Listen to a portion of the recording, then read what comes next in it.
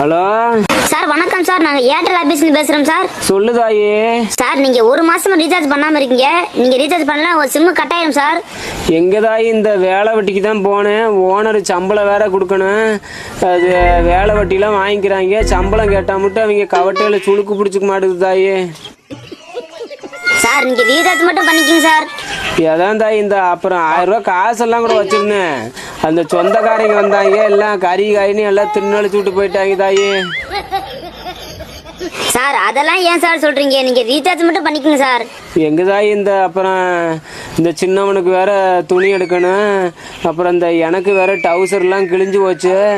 அது எல்லாம் உங்களுக்கு எது கோச்சுக்காது தாய். நானே கோமணத்தை கட்டிட்டாலே சொல்றோம் பாருங்க.